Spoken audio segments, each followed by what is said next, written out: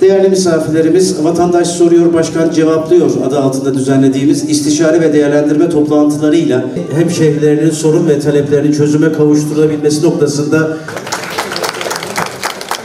değerli misafirlerimiz, toplantımız olabilirse çok iyi olur. Bir de aynı soruyu bir kez daha tekrarlamayalım ve son konuşmalarından dolayı Yeşilyurt Belediye Başkanımız Profesör Doktor Sayın İlhan Geçit'e teşekkür ederken değerli misafirlerimiz, Malatya'mızın hem bugün burada bulunan bütün kurum müdürlerinden belediye başkanlarımıza kadar hepsi bu şehrin ayağa kalkması için elini taşın altına koymuş, elinden geldiklerinde gayret ediyorlar. Bize de elbette ki var olan sorunlarımızı söyleyeceğiz. Sorunlar vardır, önemli olan sorunları ötelememek. Maksat zaten sizleri dinlemek ama bir teşekkürü özelde söyledim ama sizlerin huzurunda da söylemek istiyorum. Büyükşehir Belediye Başkanımıza Allah razı olsun. Hakikaten muhtarımız da bahsetti.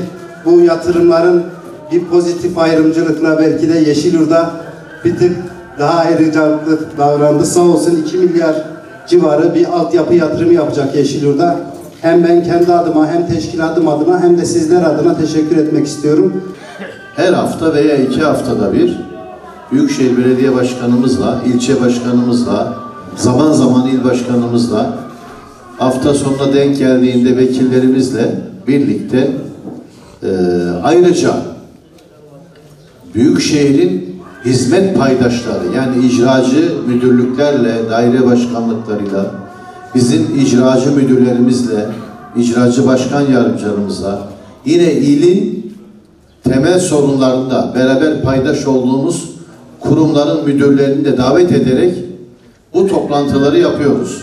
Belediyenin hizmet yaparken karşı karşıya kaldığı sorunlarda koordinasyon kurması gereken, icrada birlikte hareket etmesi gereken tüm kurumlarda davet ediyoruz. Sahada sizleri dinliyoruz. Bu sorunlarımızı not alıyoruz. Yani mahallenin sorunlarını not alıyoruz. Mutlaka bu sorunların takibini yapıyoruz.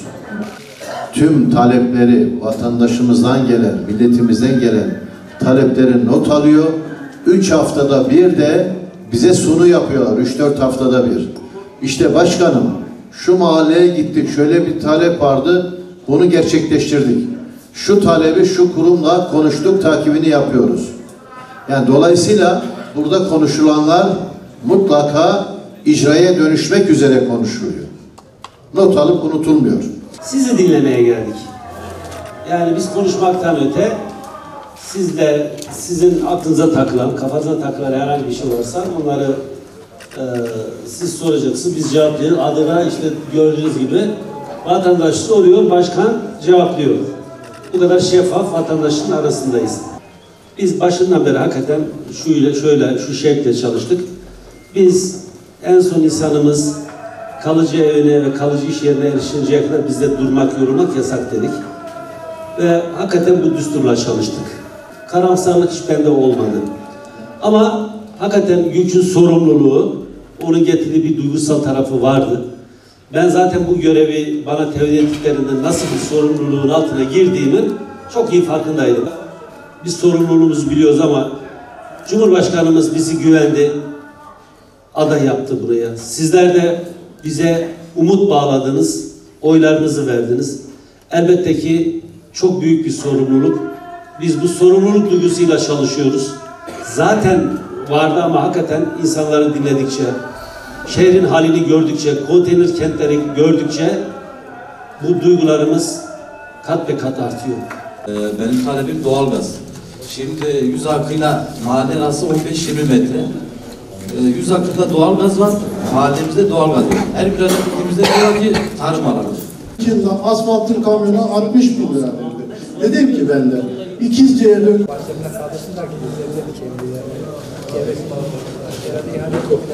Büyükşehir Belediye Başkanı, Yeşilyurt Belediye Başkanı hoş geldiniz, sefalar geldiniz. Ben Yusuf Levent. Sizler her zaman bize ümit verdiniz. Bugün de başkanımız dediği gibi bugün de ümit verdiniz. Allah sizlerden razı olsun.